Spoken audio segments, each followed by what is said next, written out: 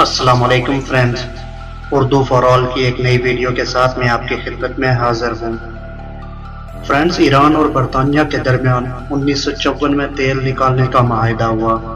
Anglo Iranian oil company Iran سے تیل نکال رہی تھی اور یہ تیل بعض اعظام یورپ اور امریکہ برآمد کیا جاتا تھا۔ Anglo Iranian oil company Iran کو تیل کی رائلٹی دیتی تھی۔ ایک بار شاہ ایران شکار کے لیے جا رہا تھا، اس کے راستے میں پائپ لائن آ گئی۔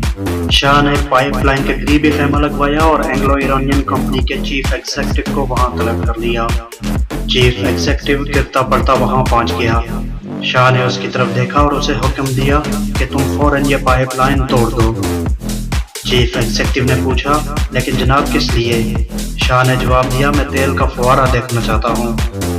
انگریز چیف ایگزیکٹو نے حیرت سے اس کی طرف دیکھا اور عرض کیا، جناب اس سے بہت نقصان ہو جائے گا۔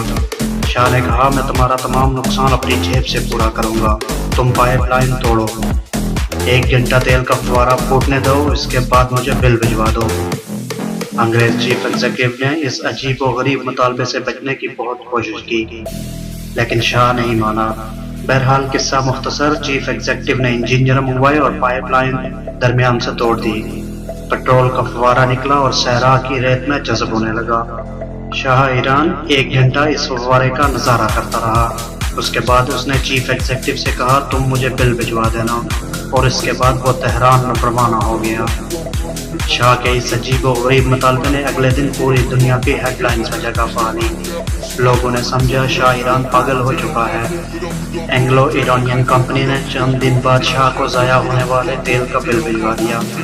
شاہ نے بل دیکھا اور اگلے دن کمپنی کے تمام اعلیٰ عہدیداروں کو محل میں بلوا لیا اور انہیں آئل کی رائلٹی اور کمپنی کا بل دکھا کر بولا، آپ نے رائلٹی کے سمجھوتے میں یہ لکھا تھا کہ آپ کی پائپ لائن سے فی گھنٹہ اتنا پیٹرول گزرتا ہے، جبکہ آپ نے بل میں اس کے مقابلے میں 6 گنا زیادہ پیٹرول ضائع ہونے کا مطالبہ کیا۔ اس کا مطلب یہ ہوا کہ آپ ہمیں 6 گنا کم رائلٹی دے رہے ہیں۔ شاہ کی بات سن کر کمپنی کے اعلیٰ عہدیداروں کے حواس جواب دے گئے، کیونکہ وہ شاہ کو بل بھجوا کر پھنس چکے تھے۔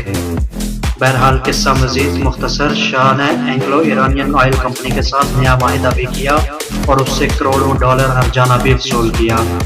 اور سٹوری کا یہ حصہ سامنے آنے کے بعد مغرب کا وہ پریس جو شاہ ایران کو چند دن پہلے تک پاگل کہہ رہا تھا، اس کی چالاکی کا قائل ہو گیا۔